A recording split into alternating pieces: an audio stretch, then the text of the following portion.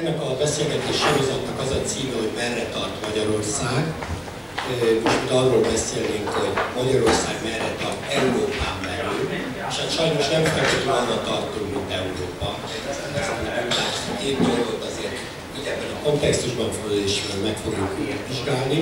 Aki látta a hétvégén a New York Times vezető karikatúráját, azt láthatta, hogy ott is szerepel, méghozzá pont ebben az összefüggésben, azt lehet látni ezen a karikatúrán, hogy menekültek sokasága Bologna ajtó előtt, amire az van állítva, hogy Európa, és két úriember viszont éppen onnan távozzák jobbra el.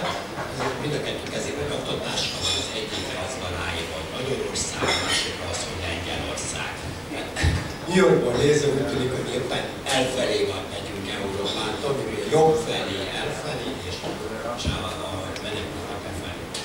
Ami most igazán válságként jelenik meg előttünk, az nyilvánvalóan az Európai Unió jövőjének kérdése, amit nagyon élesen vet föl az egész menekültügyi kérdés, vagy a migrációs válság. Ez tényleg úgy tűnik, hogy válaszút elé állította Európát, és előhozta minden gyengeségét, problémáját, meg persze előhozta a potenciáját is.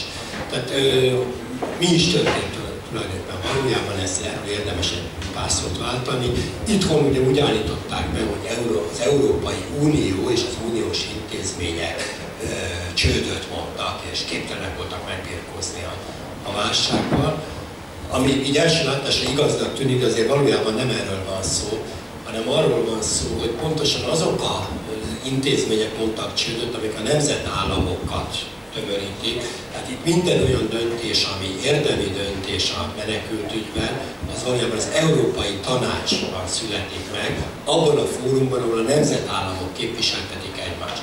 Tehát nem a közösségi intézmények szintjén mondott csődöt Európa, hanem azon a szinten, hogy az egyes nemzetállami vezetők nem tudtak egyetértésre jutni. A közösségi intézményeknek a menekültügyben, és ezt tudni kell, ez egy gyengeség egyébként az uniónak és az egész uniós építkezésnek, gyakorlatilag csak kiegészítő kompetenciái vagy hatáskörei vannak.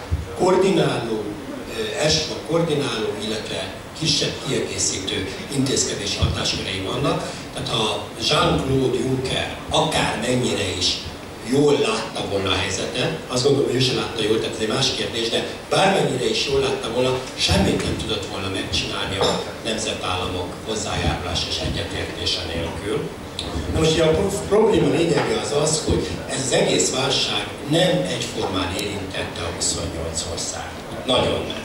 Tehát voltak országok, amiket nagyon mélyen és alaposan érintett, ezek elsősorban a frontországok, illetve maga Németország és Svédország, amelyik célországok, elsődleges célországok és a tranzitország, és valakit szinte egyáltalán nem. Tehát nagyon nehéz megteremteni a közösséget és azt a szolidaritást és kohéziót, hogy ezzel együtt kell megbirkóznunk, mert sokan úgy érezték, hogy nekik kell semmi közük, ez őket nem érinti.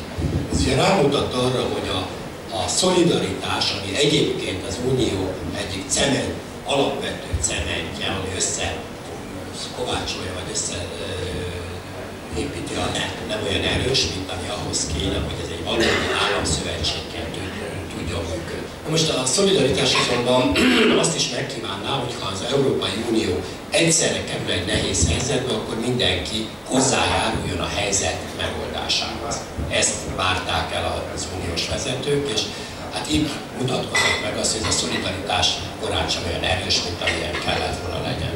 És itt nem csak Magyarországról van szó, azért azt tegyük hozzá.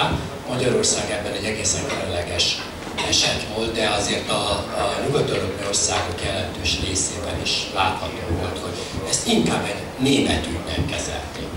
Nem egy általános európai ügynek, nem gondolták, hogy ez igazából a németek ügye, a menekültek Németországhoz akarnak menni, oldják meg ők a leggazdagabbak.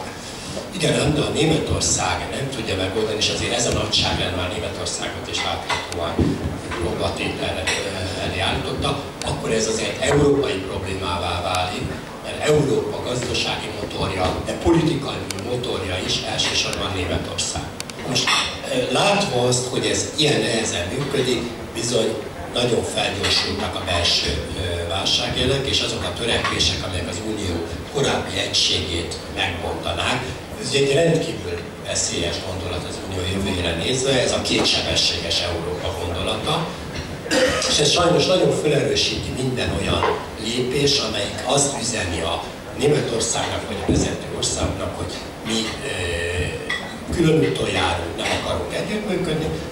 Erre nyugodtan mondhatják azt, hogy akkor mi sem, és nekünk van alternatívánk, bármi Németország és Franciaországnak, mert az ugye ez az első együttműködés, az egyik tökéletesen megfelel. Ugye a Feynman azt mondta, hogy azok az országok, amelyek nem szolidárisak a menekültügyi kérdésben, azoknak a pénzügyi támogatásából kellene fedezni a menekültügyi költségeket, tehát azok kevésbé fognak hozzá a pénzeikhez, mert hogy abból kéne finanszírozni a menekültet. Jó, de ők nem akarnak ebben részt vállalni, akkor kevesebb pénzt kapnak, és abból elváltjuk. Tehát ezek azok a körülmények, amik között kell elhelyeznünk Magyarország mozgását, amit hát szerintem, hogy így zárjam, ahogy kezdtem, meglehetősen jól jellemez Lengyelországgal együtt a New York Times karikatúrája.